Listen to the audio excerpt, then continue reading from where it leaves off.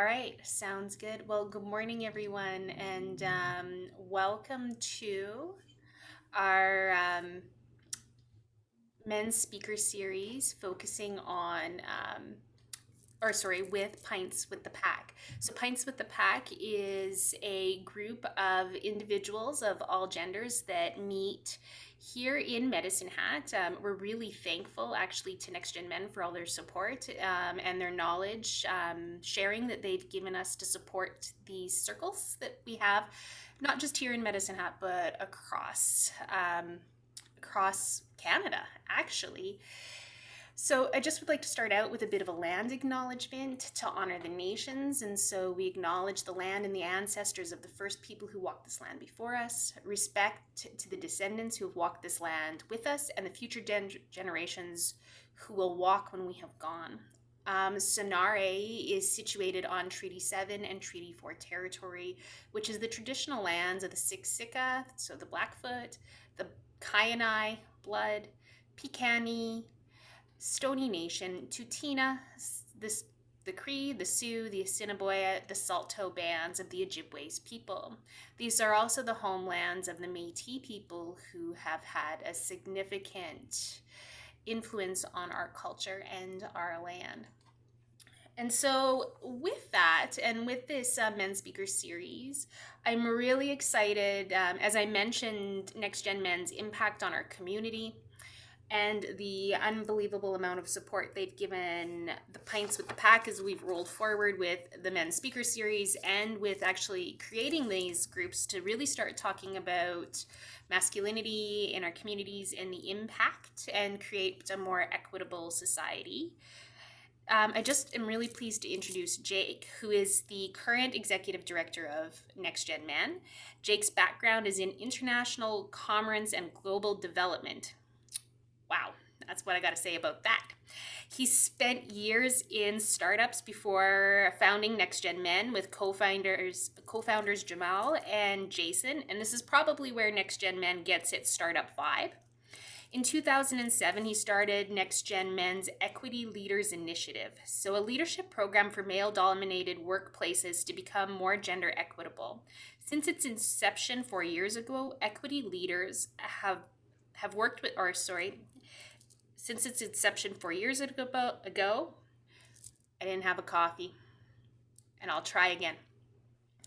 Equity Leaders has worked with organizations like Bevity, Imperial Oil, RBC, and the Toronto Blue Jays, Salesforce, and more. Today, Jake will be sharing some of his lessons learned from working with leadership in male-dominated industries to build more inclusive and equitable workplace cultures. And personally, I am super excited to hear from Jake as someone who has heard him speak a few times on different issues when it comes to gender equity and men's health. So Jake, I'll just hand it over to you. Awesome. Thanks so much, Chris. You covered most of this, but also just really wanted to hammer home. I lead a nonprofit focused on gender and masculinity now, but over my career, have had quite the journey. I've worked as a doorman on and off for 10 years at various bars and pubs. I've worked as a truck driver. I've worked in garbage disposal. I've worked in startups. I've worked as a business analyst in oil and gas. When it comes to kind of male dominated workplaces, I have a good chunk of experience. And as we dive into this conversation, I think it's really important when we kind of look at these workplaces and these cultures that we're not diagnosing them from today, from March 28th, 2021. Women entering a lot of these workforces is still a pretty new phenomenon after World War II. And so a lot of these cultures that still dominate these workplaces are built by men for men, and they harm men. And I think that that is an important kind of thing for us to keep in mind as we do this. And as we have this conversation, talking about and thinking about the culture change that would benefit men, but not only men, but everyone who wants to enter into these workplaces and thrive and contribute within them. So just keeping that in mind as we go through this. So when we think about, men's mental health outcomes, there's a lot of different variables that add up into that. A lot of it can be personal as well too, but men exist in society. Men are our colleagues, there are friends, there are bosses, those kinds of things. So workplaces is definitely somewhere where a lot of people spend a lot of time, and it impacts our mental health outcomes. And unfortunately, the ugly side of that is that 4,000 Canadians die by suicide a year, and 3 out of 4 suicides are male. So that means that on average, 3,000 men across Canada are dying by suicide every year. Um, Men also die on average 5 years earlier than women. That is due to a lack of health seeking and help seeking behavior. And when I say health seeking, I mean in the sense that, how many times do we know a guy who's got, this pain in his lower back, and oh, it's fine, I'll be okay, I'm not going to go get that checked out. But so many times you hear stories of people going to check that out eventually, and by then it's stage 3 or 4 cancer potentially. So definitely want to encourage everyone, if there's something that's bothering you, seek healthcare. So that's that health seeking piece. Then there's the help seeking, obviously. And that could be in and around mental health supports and otherwise, but it could also be within the workplace. Men are often working in riskier fields, and within those risky fields, they are not necessarily always following protocols as well. So, quick example: my partner works for the city of Vancouver. I did some talks with their and streets engineering division. And 2 years ago, they had an individual unfortunately pass away on a job site. He had a minor traffic accident, was pulling a trailer with some heavy equipment on it, pulled over, and was obviously flustered because he had the traffic accident and was uphill, and didn't ask for help in securing the scene and getting help in those kinds of things. And unfortunately, he had the piece of heavy equipment roll onto him. And so how can we create workplaces where it's okay to ask for help and not necessarily take those risks just because we're pushed towards some sort of outcome one way or another. Men are also the primary perpetrators and victims of all forms of violence in Canada, aside from in terms of victimhood, aside from sexual and gender-based violence. So lots of street violence and assault and those kinds of things. Men experience that as well too, and just overwhelmingly the perpetrators are men. And so what is it about a culture of masculinity that often leads to that is a question for us to think about as well. And then men experience higher rates of substance abuse, homelessness, and incarceration. And unfortunately, in Alberta, I know that you're dealing with a opioid overdose epidemic. Similarly here in BC, we are as well. And just over 80% of those overdoses are male as well too. So this is the ugly side of men's mental health outcomes in Canada, and this is, I think, why it's important to have this conversation as well too. And then when we look at the bad that those statistics lead us to, about 10% of Canadian men experience significant mental health challenges in their life through, anxiety, depression, any sort of number of things throughout the course of their lives.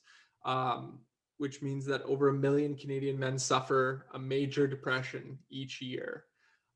And of those that are suffering these ways, 28% believe their jobs could be at risk if they publicly disclosed that they're dealing with these mental health outcomes.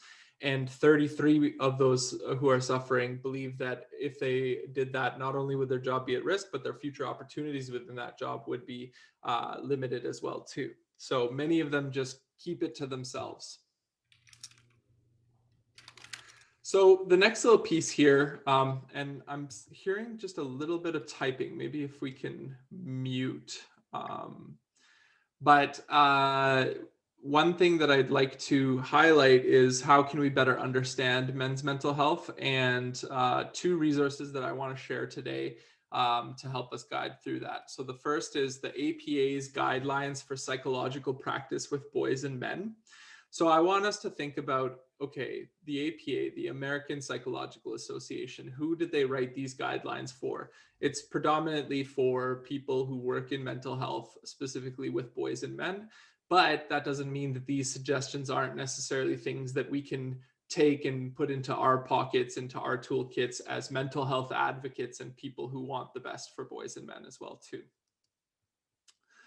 So the first of all is to consider the needs of men. So when I think about the needs of men, we have to think about the traditional cultures that many of us are raised within. So often marked by stoicism, being, categorically emotionless or not having emotion.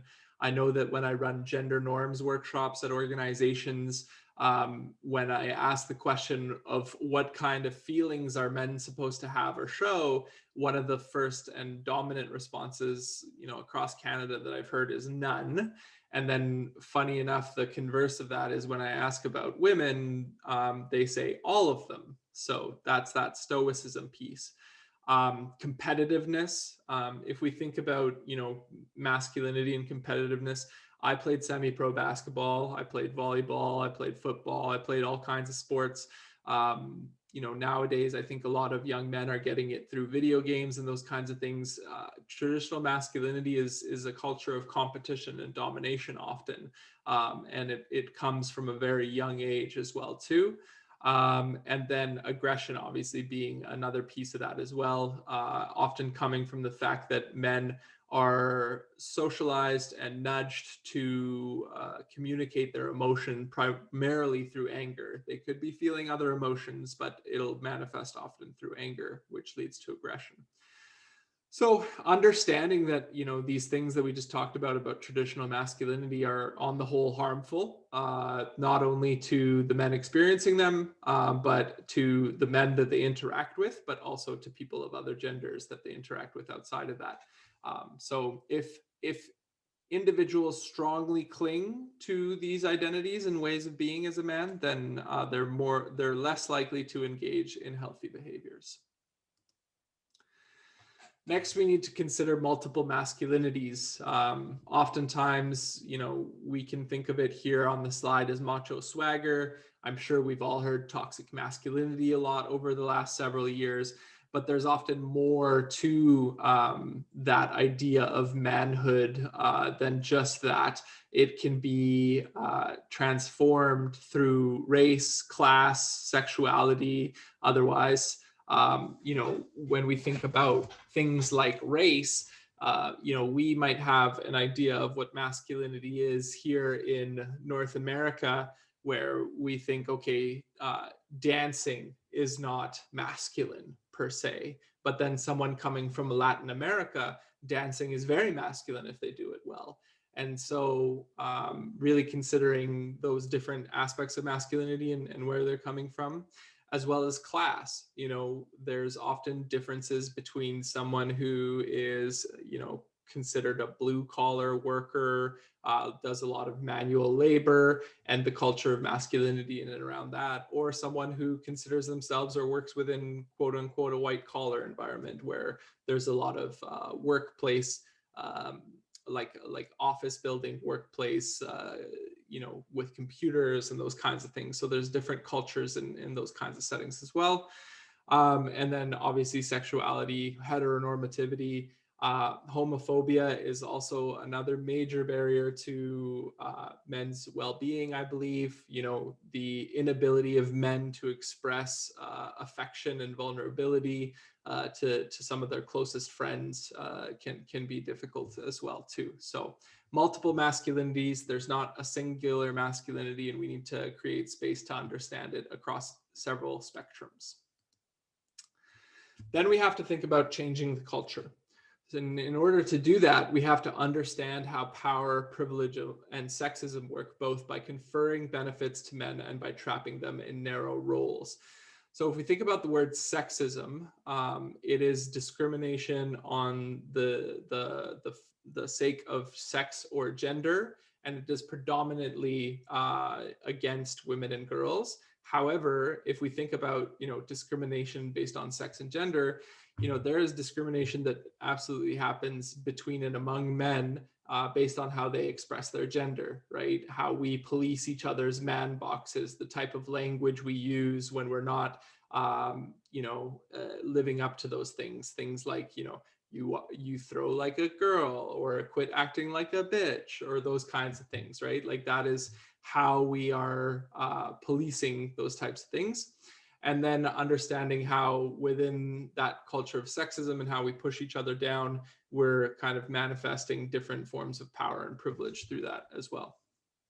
And I think the important thing to note is, yes, that men do benefit from the status quo. If we think about the idea of quote unquote patriarchy, we absolutely still live in one. I know there's some people that'll push back on that, but arguably let's say the two most influential global seats of power are Fortune 500 companies, which are, the 500 most profitable companies in the world. Of that, 32 of 500 have female CEOs. So that's 7% female leadership when women are 51% of the population globally. As well, that's just one C-suite seat. We know that women are grossly underrepresented across the C-suite in VP roles as well as boards of directors. So that's one aspect of it. And then arguably the second most powerful realm is in global heads of state, where there's also 7%, roughly 7% female representation. And again, that's just heads of state. And we know that within, chambers and governance and otherwise, women are grossly underrepresented. So men benefit from being in those positions of power, but having those narrow conceptions of what that power means is obviously harming us, as evidenced by the slides prior around the mental health outcomes. So just keeping all that in mind as well. Some light Sunday conversation for us. And then, as we do this work, I think that we need to support the positive. We need to get the message out to men that we're adaptable, that we're emotional, that we're capable of engaging fully outside of these rigid norms. Again, going back to that language of, toxic masculinity that we hear about and whatnot, a lot of people push back at that. They resent that because it's often kind of labeled and pigeonholed in a sense that all forms of masculinity therefore are toxic, and that men are then toxic. So how can we push that out, push that aside, and support the positivity that exists within male dominated workplaces, within male dominated spaces, and show that we can adapt, we can overcome some of those traditional norms of masculinity, that we are emotional, that we're not these stoic unfeeling automatons, and that we can exist outside of the story that's been sold to us. So those are some of the APA guidelines for working with men and boys. And then if we think about organizations kind of studying and trying to better understand kind of how what we've highlighted as the consequences, and how we're going to work with men and boys to overcome those consequences, and seeding that within male dominated workplaces, Deloitte did a really great report called The Design of Everyday Men. And I'm gonna have a sip of coffee here.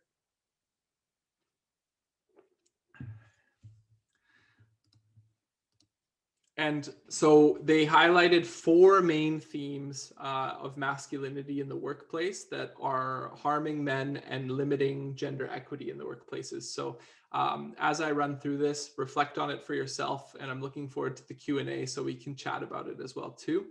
But the first one being that it's on me.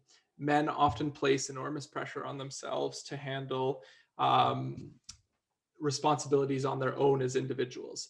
So corporate cultures that prioritize individualism over collectivism often risk burning out their people and devaluing collaboration, where responsibilities and trust are more equally shared. So sometimes, when there's a task at hand, there may be other people within the organization that can help you, but we often shoulder that burden. And rather than thinking about asking, who can help, or how we can do this together, and even just thinking strategically in a sense of, okay, if I do take this on by myself, the only person who maybe, benefits from the outcome is myself. But within an organization, if multiple people are working on it, multiple people are looking at the processes, multiple people are, building relationships with the client, multiple people are, able to learn and benefit from it. So thinking about that culture of it's all on me. The next one is I'm terrified. Men are afraid of failure, which leads them to overcompensate with hyper-competitive behavior to mask their insecurity and earn professional success. I think that we've seen this a little bit as well through the pandemic too, right? Because many people feared losing their jobs through the pandemic. The outcomes have been really bad, obviously, across the world and in North America. But what I think is extra concerning is we've actually gone to the lowest levels of women in the workplace since the 1980s. So we've lost over 30 years of progress of advancing women in the workplaces. And oftentimes that's because of childcare and needing to take that step back with children staying home and being educated, and women's work, essential work or otherwise, often being devalued, and negotiations at home leading to women taking that. But when I think about this idea of I'm terrified, there was a period of time where en masse everyone was worried of losing their jobs. And that is where people were, logged on 24/7, always available, working extra hard, not stopping because they didn't want to lose their role. So that's kind of that overcompensation within the hyper-competitive piece. And so knowing that the most ambitious people may also be the most insecure, putting our long-term performance at risk, and setting unrealistic expectations for the devotion to be required to be successful in the organizations that others can't meet. And by others can't meet, that is that often point about mothers and people with those caregiving roles. Obviously, there are exceptions to that, but traditionally, still women are taking that burden on of extra caregiving hours at home. The next theme here is I can't turn to anyone. So personal relationships and vulnerable interactions help alleviate pressure and fear, but men have a difficulty building these connections. If we discourage vulnerability within the workplace, it reduces trust between people and increases barriers to getting people the help they need to take on challenges. So again, if I put this on in the COVID context, lots of people benefit from the water cooler conversations at work, going to Tim Hortons, having a coffee with your colleagues. That's been taken away from a lot of us. But when we are, let's say, working and we're in these Zoom environments and we have, our cameras off, or we're apologizing for, our children or our dogs or our cats, invading our workspaces, we're not necessarily able to be authentic and have those vulnerable interactions. And I think that we always need to stop and consider, especially within these Zoom contexts, we're not working from home. We're working during a pandemic, and work is invading our home space, right? So there needs to be a little bit of understanding and authenticity that essentially the workplace is now invading space at home. So we need to be flexible with what's going on the home front. The next theme here is show me it's okay. So men look to leaders and peers in their organizations to understand what behaviors are acceptable and lead to status. Policies and programs for change are not enough. Senior leaders need to role model and reward the behaviors they want to see in order to establish new norms for people to follow. So I remember working with one tech company, and they were quote unquote progressive in the sense that they offered mental health days. However, none of the leaders ever took mental health days. And so when we were going around the circle, one action that the leaders actually came up with was that they would, even if they didn't necessarily need one, take a mental health day, and in their, Slack or their team communications or whatever it was, would announce that they were taking a mental health day. And just by doing that, they were giving and role modeling permission that there's no penalties for not taking those days. So thinking about that, showing people that it's okay. And another example that I think of in and around this is especially around parental leave. I'm very bullish that if men take parental leave, we're going to see huge advances in gender equity in the workplace. Men are going to benefit because they're going to have better relationships with their partners, with their children, all those kinds of things. But there's so many men who are still just taking a couple of days off in and around the birth and then going back to the workplace. And so, if we're, let's say, in positions of leadership or power, something as simple as not asking, are you going to take any time off, and asking rather, how much time are you going to take off? We're shifting the question for them from the idea of will I or won't I take time off to I will take time off, but how much time will I take off? And just a nudge in that language in and around the positions of power could be really influential as well. So now that we, have seen some of the consequences of the current culture of masculinity in and around workplaces and in broader society, and we've heard from the American Psychological Association around some of these things that we should keep in mind when we're working with men and boys. And then we've heard from Deloitte in and around some themes that happen in male-dominated workplaces that are limiting men and people of other genders in those workplaces. We might be wondering, what can we do at work? So I've got a few action items here for us. This one is really hard, admittedly, during this pandemic here, this culture of always on, always available. I know that my colleague Veronica is on this call as well too, and she's probably laughing to herself right now because, right now me saying this to everyone is me saying, do as I say, not as I do. This is something that I definitely struggle with. And I think, these things that we're tackling here, it's so deeply rooted for all of us. So I think it's important to acknowledge that, I'm still working through these things as well too. So I invite you to work on them with me. But knowing here that, working more hours leads to poorer outcomes, that's been studied. Poorer interpersonal communication, that could be either from the fact that, people are exhausted and they've been working nonstop and they're just kind of have no patience for other people. Or it could be the fact that, someone might have that it's on me mentality and they're overworking, and someone else is drawing boundaries and not necessarily always available, always online, and resenting that person as well too. So I think it's important to think about that. It impairs your judgment. You're going to make poorer decisions when you're not rested and when you don't have time away from your work things. Increased insurance costs, those impaired judgments, whether that be in a workplace or in an office or in, a shop type workplace or whatever. The potential for workplace incidents and accidents is much higher, which obviously then insurance has to cover. And higher employee turnover as well too. We hopefully go through rigorous processes because we always want to hire not just someone who wants a job, but someone who's really going to help the team get to the next level. We're going to invest a lot of time onboarding them, teaching them the way we do things, investing in them.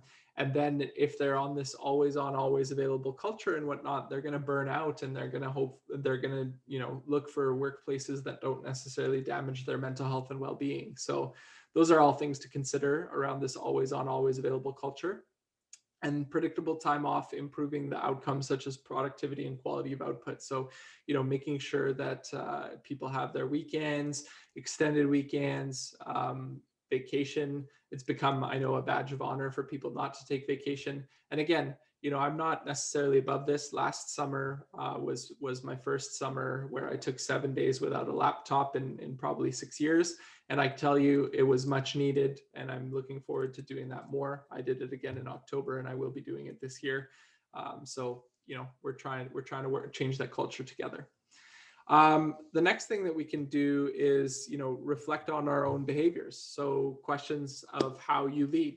how are you as a leader role modeling the behavior you want to see from others? So that goes again back to that question or that theme of show me it's okay. What are you doing within your team, within your workplace to show people that it's okay? I know within our team, we have one of our program managers.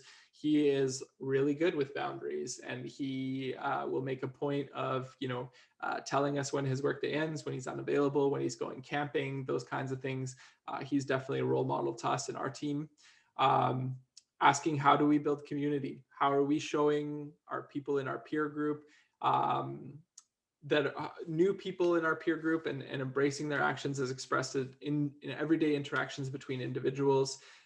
So, are we building people up, or are we tearing them down? Are we contributing to that hyper competitive culture? Are we contributing to a collaborative culture? Those are some of the questions. Reflecting on how you develop the quote unquote whole self. So how are you considering your interests, needs, and desires beyond development as an employee? We are not, it's funny, actually. I'll take a step back as well too. Through Equity Leaders, one of our newest offerings is a book club. And through the book club, when we do introductions, we don't ask people what they do for work. And it's amazing. And it's a male identified book club. And it's amazing to see often men struggle, because when we introduce ourselves at, a party or something, it's often, hey, I'm Jake. I am the executive director of a nonprofit, right? Like my identity is what I do. And so, asking for a non-work introduction, people are often tripping over themselves because they've, never really identified themselves outside of that. So thinking that. And then also, how do we help individuals grow? So how are we helping individuals embrace and accept their own imperfections as they develop both as employees and people? And so, even on this call, I'm sharing some of my struggles on this journey to change culture as well too. And so I think when we can have candid conversations about that, everyone benefits. So, some things to take those ideas for action and really, ground them in everyday practice. Starting all meetings with a thoughtful personal story could be really good.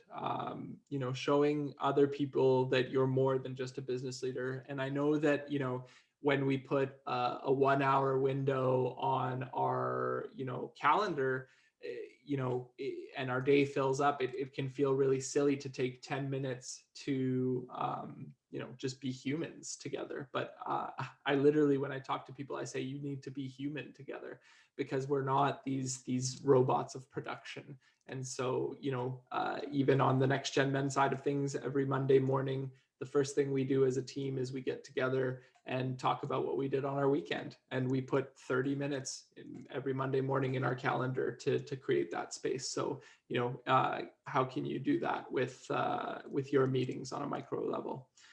Another thing is putting your own imperfections on display. So revealing your vulnerability, opening the door for others to feel safer, sharing their own fears and shortcomings. In doing this work around leading around gender and masculinity, I often view the work as just giving other people permission. My entry point into doing this work was after my struggles with mental health and depression in my late teens and early 20s. And obviously it took several years between then to kind of start this organization and whatnot. But, having a 6'8" tall white guy talk about how miserable he was because of depression hopefully gives other people permission and space to talk about, their own struggles. So definitely consider that as well too. And then have one-to-one conversations with people that go beyond workplace formalities. I have one-to-ones with my team every week, and we always just start with a pulse check of like what's going on with them, what's going on with, family and other kinds of priorities and those kinds of things. And creating space to do that. And I think it's extra important to do that with people that you know the least and who are different from you, because it's a great opportunity to get to know them a bit better. And when they're different from you, we often, have this bias that our lived experience is the lived experience of everyone else. Obviously, we're all the protagonists in our own life stories. And so how can we better understand that other people are experiencing things and living their lives differently, I think is important for us as well too.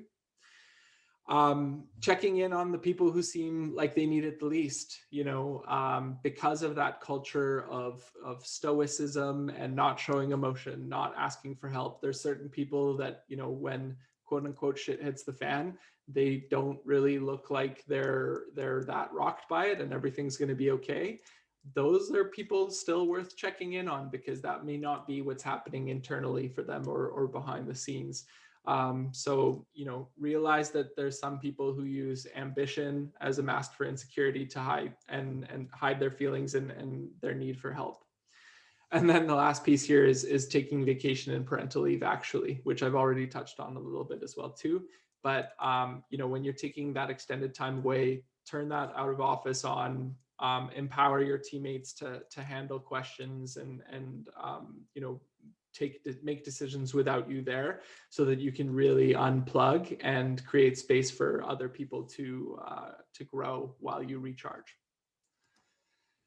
And then acknowledging as well too that there's certain things that we can do as leaders and individuals within the organizations, but not all of us are in leadership positions. And there's things that we need to ask for the organization to do that we can't necessarily do on our own, and we need to advocate for. So I'm going to have a sip of water and then I'll tell you all about that. So if you are in a position of leadership, or if you want to engage people in positions of leadership as to what they can do as an organization to help support people in and around these things, I think offering personalized coaching to all individuals, and that doesn't mean hiring an external coach, but just empowering managers to do it as well too. I know I read a book called The Coaching Habit by Michael Bungay Steiner. And that's a really great book. And it's something I use with my team a lot, just asking them questions, because they often know the right answer and can feel empowered to do it, to make those decisions for themselves and on their own. But in offering this coaching, we can help people navigate those difficult decisions at work and give them autonomy as well too. Then when we build learning and development programs around life goals, not just those professional aspiration ones. Again, many of us, hopefully we have fulfilling careers, that we feel like our work is meaningful and impactful and those kinds of things. But there's also the reality that many people make a choice to get a job to have income so that they can do certain things with their life. And as employers and organizations, I think if we can figure out what people want to do with their life goals and what they want to achieve, and support them in doing that, not just monetarily, we're going to have really great workplace environments and cultures where we're supporting each other to reach our goals. Then we need to audit informal behaviors that lead to success. So, these things that we talked about today, there are many organizational policies that dictate that these things should be the norm. But then when we measure performance of individuals, we're often doing it through the lens of a profit and loss statement, right? How much revenue did someone bring in, or how much savings did they bring the organization? Did they hit their monetary goals, or those kinds of things? I think it's worth looking into when we do performance evaluation. Is this individual contributing to the culture? Are they upholding the policies and the aspirations that we want as an organization here? And the next is defining these desired behaviors for success through a diversity lens. So using feedback from diverse individuals to ensure this list does not inadvertently disadvantage specific individuals or demographics. So, I noted early on in this presentation that the reason I think we're looking at this through a men's culture at work, or culture of masculinity at work, it's because, this is what we inherited from our fathers and from our grandfathers, but it is changing. There are more people from underrepresented populations entering the workplace, and we need to think about how these cultures and these policies are impacting not only us, but them. And clearly the status quo isn't really working for anyone right now. So I think there's a lot of room for improvement. So looking at that through a diverse lens. And then identifying and transforming jobs to capitalize on the unique human value people bring to work. So cataloging some human values such as empathy and caring make the workplace more competitive, and women will often feel more empowered and men will be more fulfilled, right? And we're seeing that with the rise in automation and artificial intelligence and those kinds of things. Unfortunately, a lot of those quote unquote hard skills are being machinized. I don't even know if that's a word, but I'm going to use machinized, mechanized. I don't know. Someone can correct me in the chat after. But the things that is going to be a differentiator for us moving forward are those human values, is that emotional intelligence. And we're seeing that more and more as we work. And one thing that I think about that actually keeps me up at night is the number one job in Canada that men write down on their tax returns is truck driver. And I think that we're 5 to 10 years away from autonomous trucks on pretty straight shot roads and whatnot. Let's say between Medicine Hat and Winnipeg. But what will we do with those truck drivers? What kind of professions are we going to have for them? Can we build their skills in a way that they can transfer over to other types of industries and work? And so I think that capitalizing that unique human value will be a big part of that moving forward. And so that's my presentation, and I know that we started a little bit late. Hopefully we'll run a little bit long with some Q&A, but I want to ask, what do you think? And I'm looking forward to taking it up in the Q&A in the chat here. I will stop screen sharing here shortly, but if you do want to get in touch beyond this, you can reach me at jake@xmn.ca. Check us out there, or check our website, equityleaders.org, to learn a little bit about what we do in workplaces. Hi, Jake. Thank you so much. What an amazing presentation. And I see, like, for a lot of it, I was nodding my head. I was like, yes, yes, that is so true. That is so true. And we've had a couple questions trickle in already. And of course, we'd love to see some more. So please, please pop them into the little chat box there, the little question and answer situation, and we'll ask Jake. Um, let's start out. The first question is, I'd love to hear more about the always on mentality. As a young professional, I feel the need to go above and beyond with both of my jobs, as job insecurity is high and the job market is low and very competitive.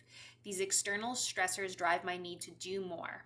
On top of the love for my jobs and having big goals like getting my PhD, I'm tired reading that. Yeah, absolutely.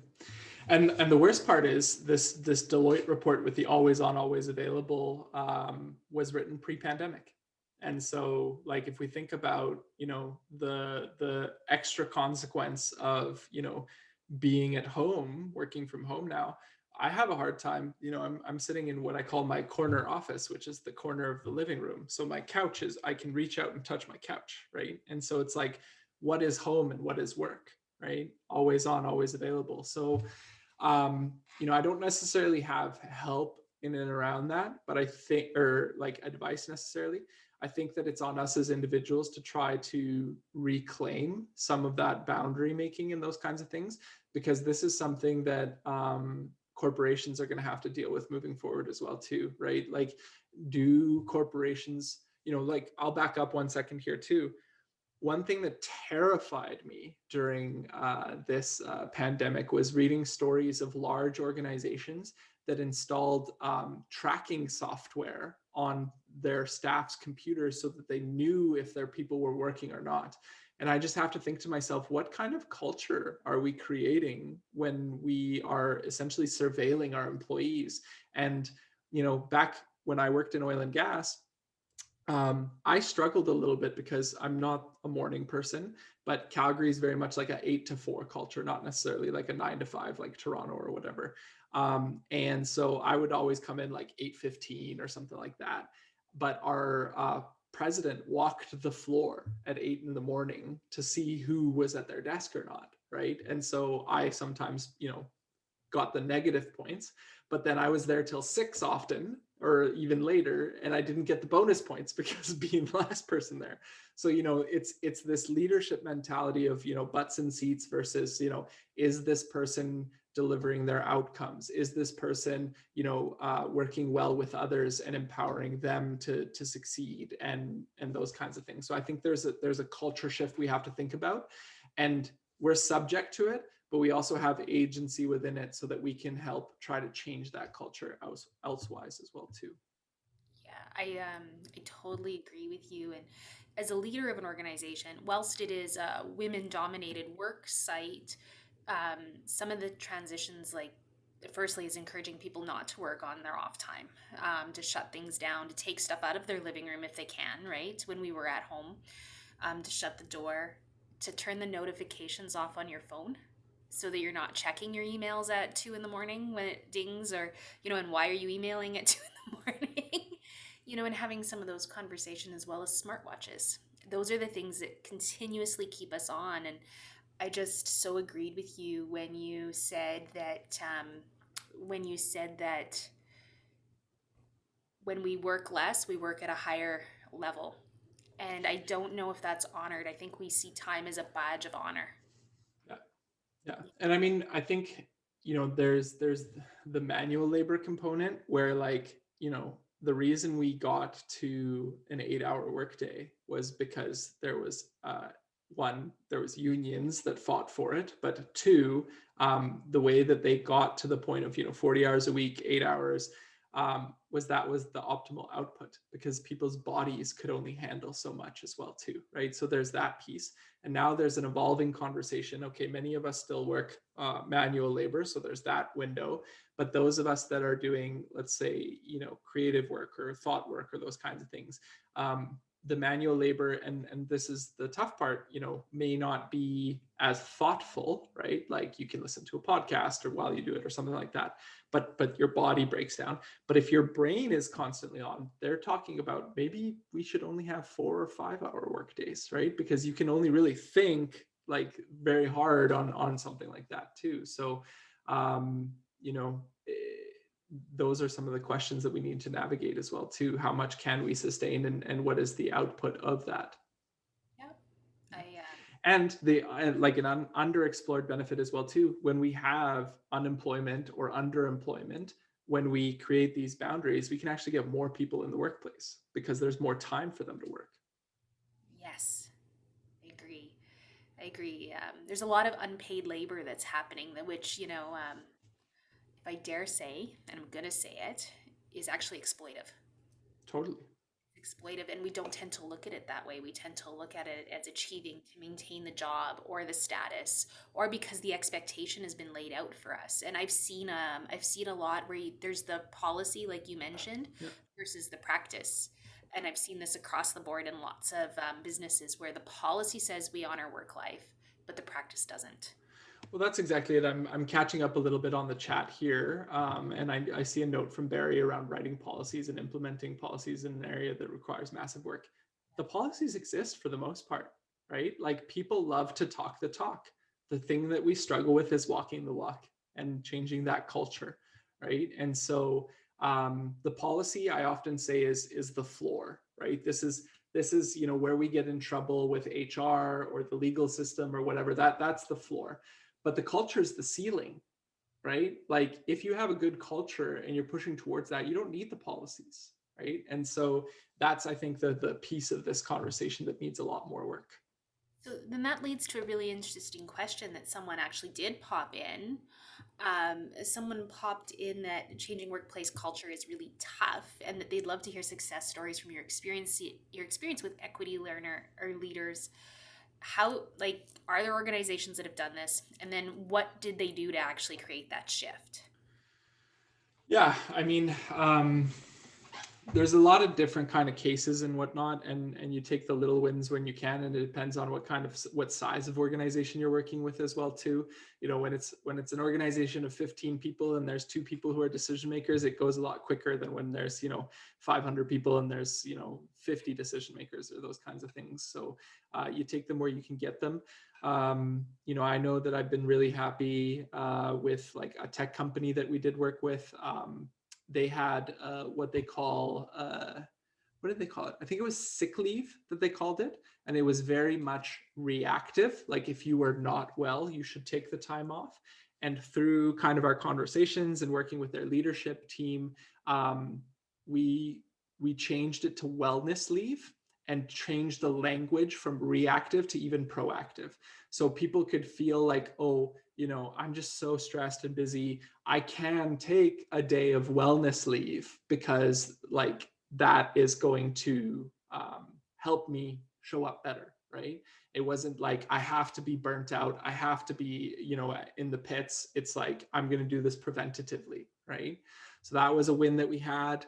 I'm working with an oil and gas company currently, and I was really proud of them. They were able to implement parental leave benefits and in terms of top-ups, because right now we primarily rely on employment insurance to do that, which is still like a big hit. So if we think about, I don't have a child, so I might be mansplaining a bit here, because so other people who've taken parental leave would probably know more, but there becomes a negotiation between the parents often of who's going to take time off, who's not. And it comes down to the dollars and cents, right? Because if you're going from 100% of your income to 65 or 55 or whatever it is that EI does, that's what happens. So a huge thing that organizations can do is offer top-ups. So, they'll pay that 45 or 35% to make sure that that person is made whole. And that removes some of the negotiation of the couple of who's going to stay home. And it's extra influential when men get the top up as well too. It gives them permission not to reduce their income, because often they earn more still because there's a gender wage gap. And so this organization that I was working with, they offered top ups for parents regardless of gender, as well as adoptive parents as well too, to take time off, so that it became really inclusive. So that was a huge win that I was really proud of. What else can we think of? Some of it is also, I feel like, just making the invisible visible. These cultures and these things, we all exist within them, and kind of take them for granted, and we know them. But when you have a conversation, we're often so obsessed in the workplace talking about KPIs and the bottom line and those kinds of things. But when we actually carve out the space, and then it's like, ooh, we've been operating that way for 10 years and we've never had a conversation about it, right? That opens up the door to some culture transformation as well too. Thank you. Let's see here. So, just building off of the paternity leave concept, what can we in organizations do to encourage men? And oh, by the way, I just want to actually honor that those are huge wins. Those are massive wins, such as that wage top up. I know that there are some. I think I've heard of it in law firms, and I've heard of it in some countries where that happens, and it's amazing because they find people are much more relaxed on their paternity leave. That because they're not experiencing. Sometimes it's poverty rates at 65%, right? So you're at home, you're supposed to be nurturing your baby, right? And you're living in poverty. And if I think about it as well too, like from an organizational perspective, like how twisted is it when like a person who you employ goes and starts a family that you think, oh, I'm going to save money on my books now because they're going to be on EI, right? Versus thinking, okay, I'm going to get a benefit from the government to help support them, but I can save, rather than the 100%, I'll save, the 65%, but I'm investing 35% in this individual, because for me to invest that, one, loyalty of returning, because we know that many women often don't come back from their parental leaves because they're also facing expensive childcare costs and those kinds of things. So giving them that top up helps them make those investments for themselves and feel like their workplace supports them. And that's not just for women, that's for men as well too, because many men actually leave if they do take parental leave, but they don't say that on the exit interview, right? And so, and as companies, we've invested so much training, institutional knowledge, these kinds of things in these individuals. We want to keep them here because turnover is expensive. You pay, like some of the studies that I've seen, to recruit hire and train someone who's left is often half the person who's left salary just to bring on the new person. Yeah. At least. Yeah. At least. And, it also, like, and that childcare, it affects men and it affects men's employment as well, right? And it also can lead into that overworking Yeah. to offset, to offset. I happen to know a few dads that are single dads and trying to negotiate specifically in the type of workplaces that we're talking about that are highly masculine in that approach. It's really challenging for them when they're like, specifically during the pandemic, where it's like, I don't have childcare. Well, I mean, as well too, if we think about, that those male dominated cultures and that childcare piece, one thing that I really admired about my dad, he shifted his working hours from 8 to 4 to 7 to 3 so that he could always come home and take me to basketball, right? And for him at that time in a male dominated IT within oil and gas to say, hey, I'm leaving early so that I can take my kid to sports, you know that's a big stand for someone to take within that culture often, right? And so I think all those kind of things that we can do. I do happen to know one dad, and I thought it was ingenious actually. He parents week on and week off, right? Of course, he's a parent 100% of the time, but he's 100% responsible in his week on. He negotiated it into his contract. Then on the week on, he works until the kids are out of school, and that he gets to take all the days that the kids are off work. He takes those days off, and that he makes up those hours in the following week so that he feels he can parent more fluently. That's so smart. And I mean, I love that you highlighted that negotiation piece because oftentimes people feel like when they're talking with their employer, it's strictly a dollars and cents. Like, what is my salary? What is my bonus? What is my weeks off type of thing? But like, holistically we need to think about, and this goes to that point I was making about the person's total life goals, right? Don't just talk about pay. You know that this employee wants to be a really great and committed father. Create an environment so that they can do that and make sure that they hit their outcomes, and it's a win-win for both. And isn't that a beautiful thing that that is one of the life goals, and that the organization that he works for honors that and respects it? And so they were able to do that to work with him, and he's a better employee and super loyal, by the way, Yeah. because of it, because that worked out for him. So there is a question that actually says, so what, like, we work in organizations, it's typically top down. And as a leader, I personally find that I do set some culture in the organization, but there's a lot of culture comes from the bottom up. So how do we, from the bottom up, influence culture to be able to be more open to the strategies you're talking about? Yeah, I mean, going back as well to the slide of knowing where power sits, unfortunately, sometimes we feel disempowered, but, what can we do with the little agency that we might have where we sit? And that could be having conversations with our colleagues and starting, to bring people along so that there is more upward momentum in that sense. It could be role modeling to your colleagues, taking that parental leave, taking your, vacation, those kinds of things, and setting people up in that sense. It could be when you do have your one-to-one or your performance evaluations with your employer, communicating up to them and saying, these are the types of things that I'm hoping for, or looking for, or telling your employer how you think and hope and want to work towards improving the organizational culture. That's a bonus, right? Like, that's leadership. That sets you up for future success as well too.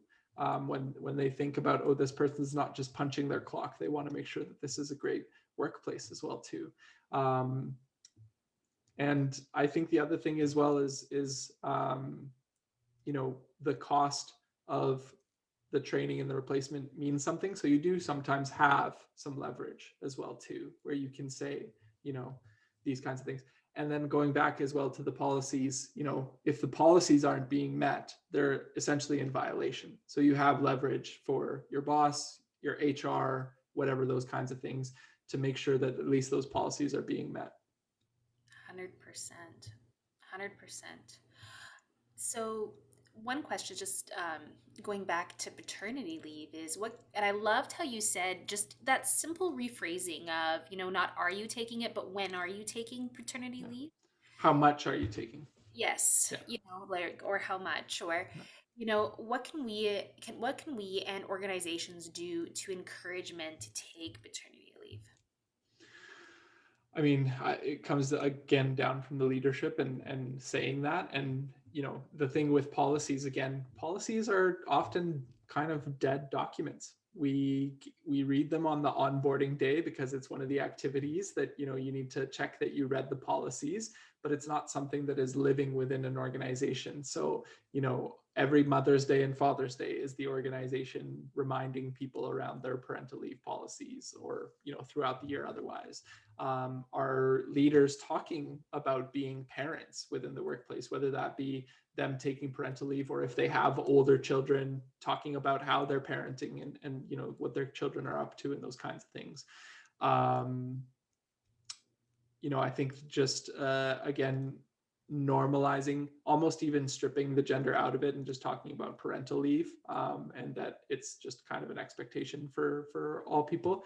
Because the shocking thing is that billions of people have had children before us, so it's a very normal thing to do. So I think that we just need to really normalize that culture. There's a comment that just popped up actually in the chat, and it says gender equity pay is a start so families aren't forced to make Yeah. parental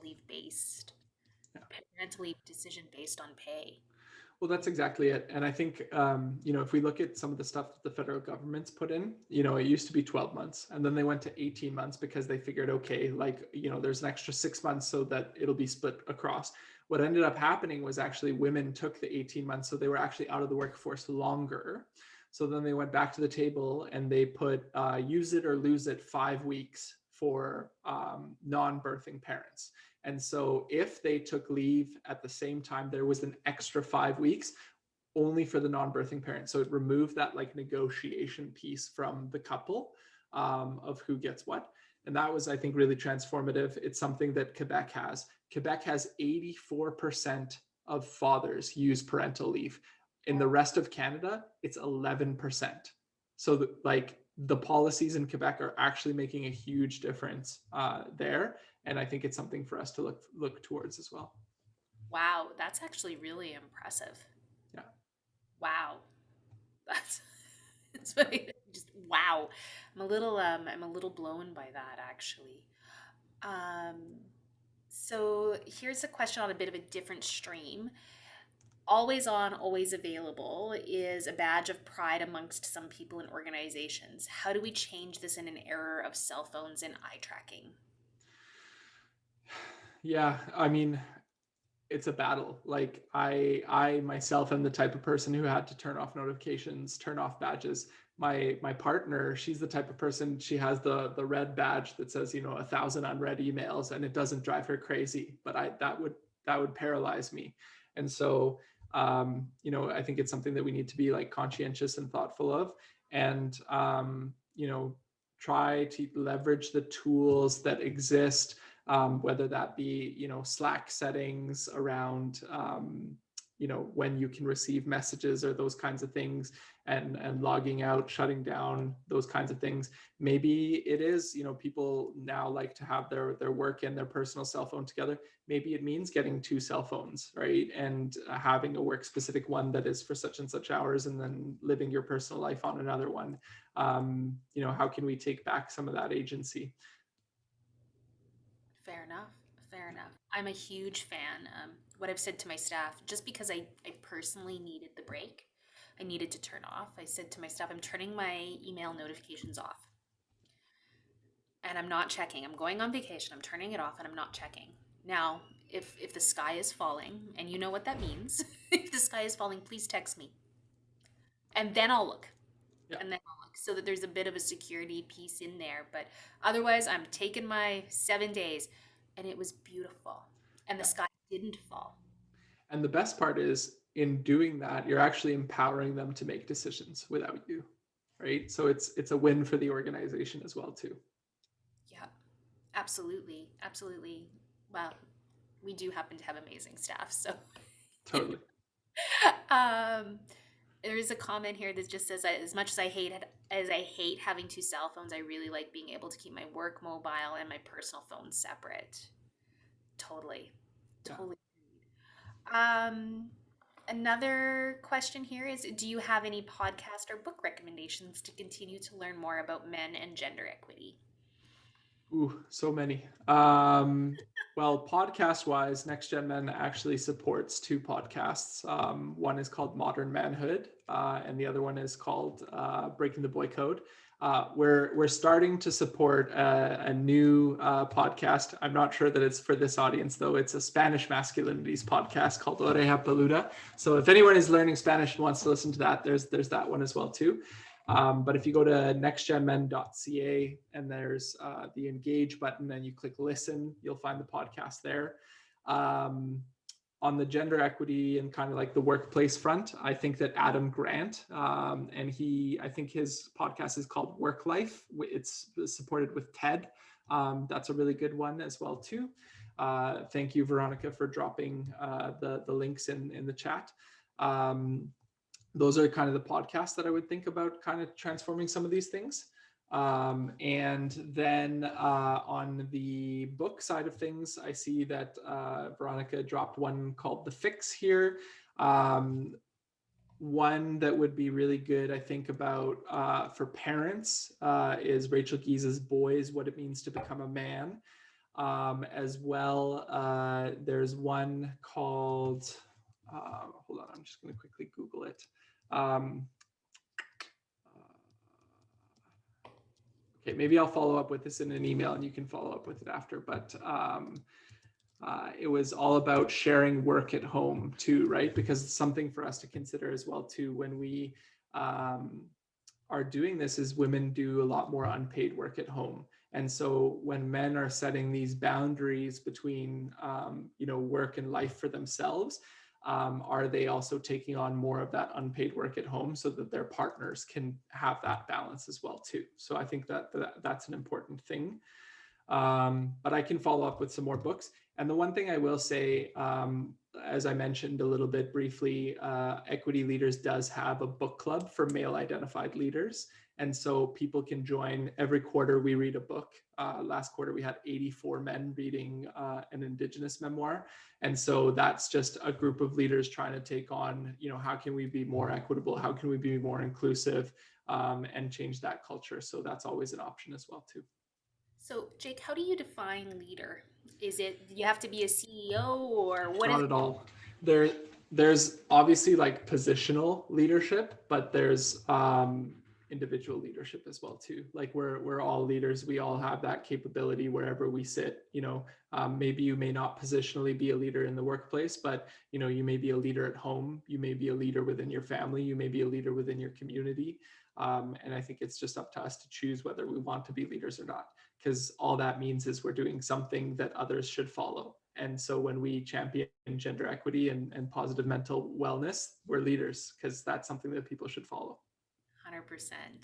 100% agree. So I'm going to ask you this because I'm certainly curious, and I find that when we start exploring these things, specifically when we start exploring gender equity and we start looking into supporting healthy masculinity, there's a lot of things out there. There's a lot of shoots that we may not want to go down that look shiny and pretty on the top. Maybe when we dig in deeper, we can see some men's right activist stuff starting to come up, which really sways things. So, is there any like things that we should be looking for when we're looking at information, or just anything maybe and maybe you don't want to say, but anything that you just would not recommend?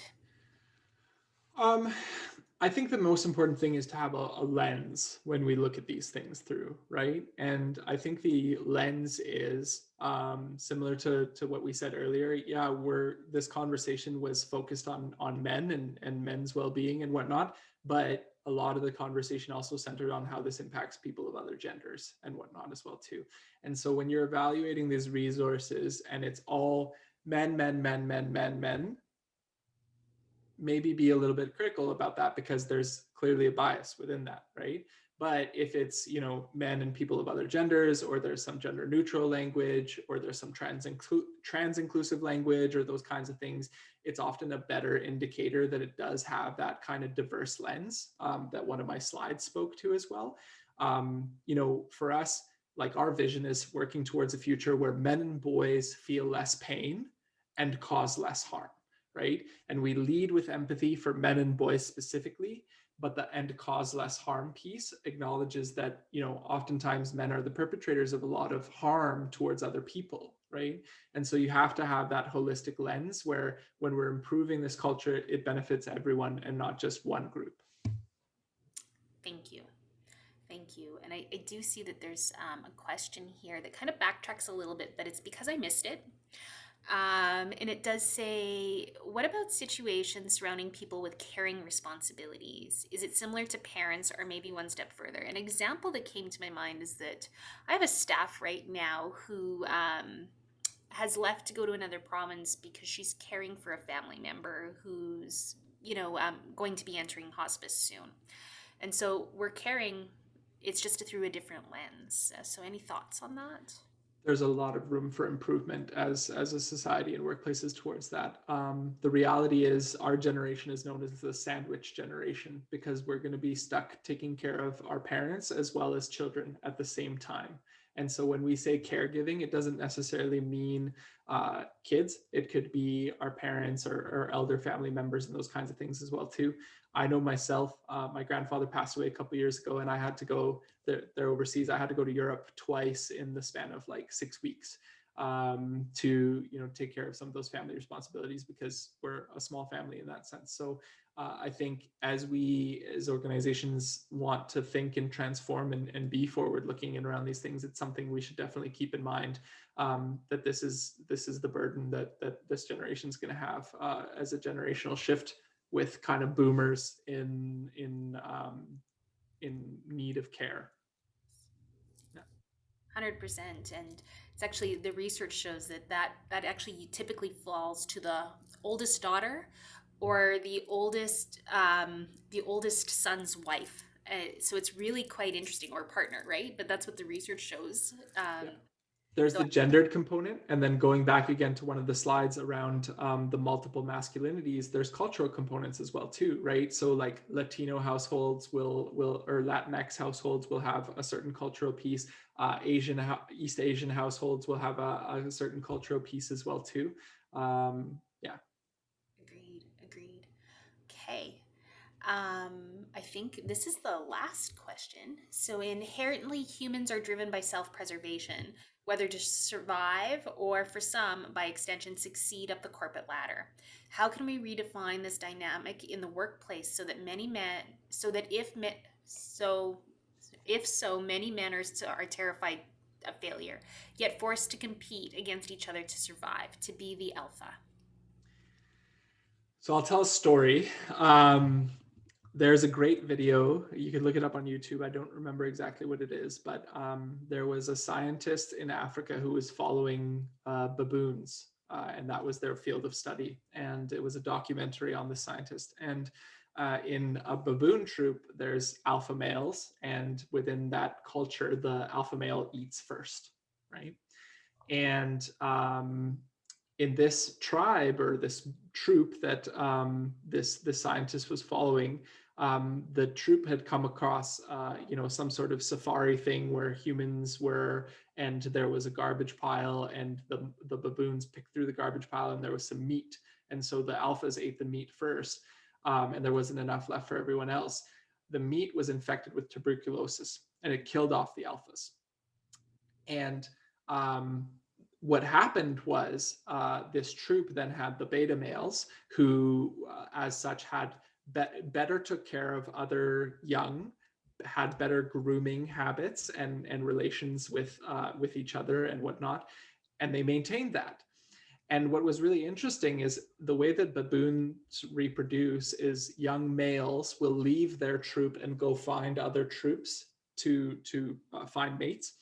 And in finding those other troops, they'll fight for some of the mates and stuff like that. When visiting young male baboons came to this troop, they were shocked because they came to this like egalitarian culture where, you know, they were taking care of each other's babies and had these grooming patterns. And because that was the cultural norm, that's how they started to act. They didn't come in to be the alphas. And so, you know, the story is not we need to kill all the alpha males in society. That's not what I'm saying here. But, you know, I often joke that we're just monkeys with plans, right? Like we as human beings. And so when we change these cultures, that doesn't mean that it's inherent. It's not nature, it's nurture, right? Like there is a life journey of socialization from a young age, which I often talk about as well. That would be a whole other presentation. But it, you know, it is doable for us to transform this culture. It is not inherent. I think that, you know, we need to keep having these conversations and showing actually how when you are the alpha, you are yourself harmed by it and you're harming other people around you by it. Beautiful. Uh, Thank you.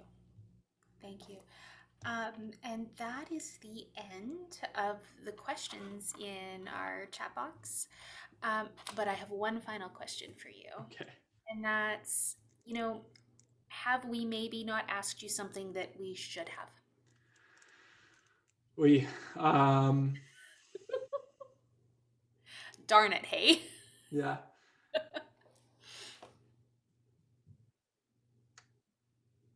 I can't think of anything. There was lots of really good questions. I'm seeing a lot of really great chat in the sidebar here. I think the other thing is, you know, oftentimes these conversations are like a lunch and learn or, you know, a Sunday webinar or those kinds of things. And that's really great. And I think that we can talk about, you know, individual ideas here and whatnot.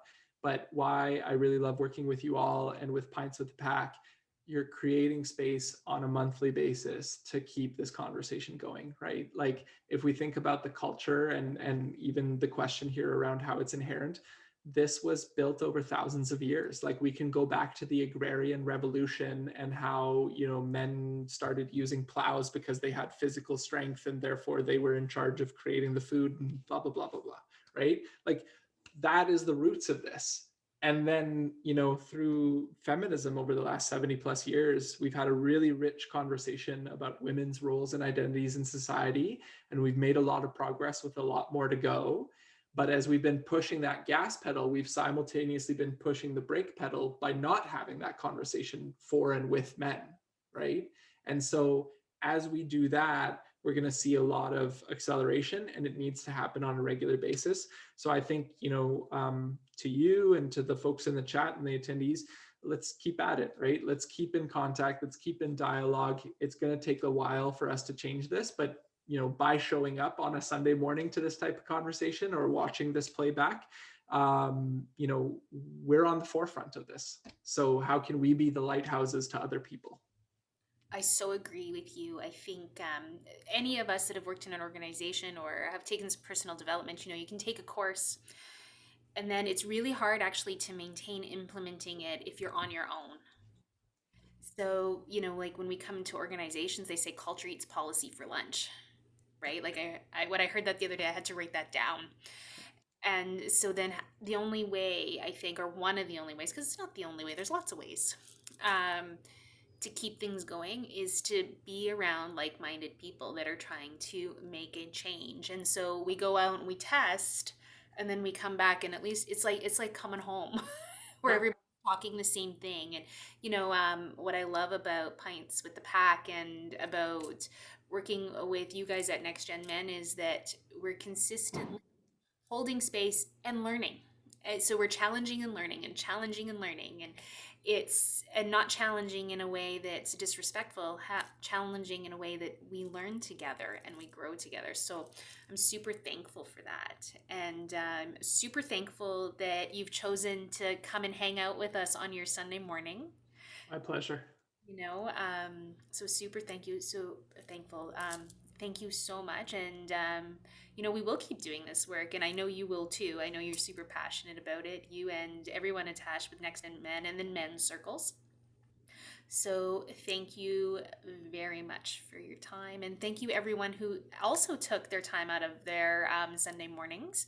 If you are going to continue attending, and which we hope you do because it's going to continue to be fabulous. We've got some really amazing speakers coming up, really amazing speakers that have happened, and more coming up. Keep an eye out. We seem to be having lots of problems with the links, and it's been very consistent. And Danica is working her tush off actually to try to resolve things with a Zoom. So we're going to try. If the link is corrupted, then we'll send out another one right away. So we're still working on it, but just hang in there with us. Hang in there because it's going to be just fabulous. Thanks, Jake. Thanks, everybody. We'll see you very soon for the next one. Just keep an eye out. There will be an Eventbrite coming out right away. So take care, everybody. Awesome. Thanks, Chris and Danica. Thank you. And Barry, who's been Zoom Lord, by the And way. Barry, thank And you. Veronica in the background also helping out with all the stuff. So Awesome. we'll see Take care, you. everyone. Bye.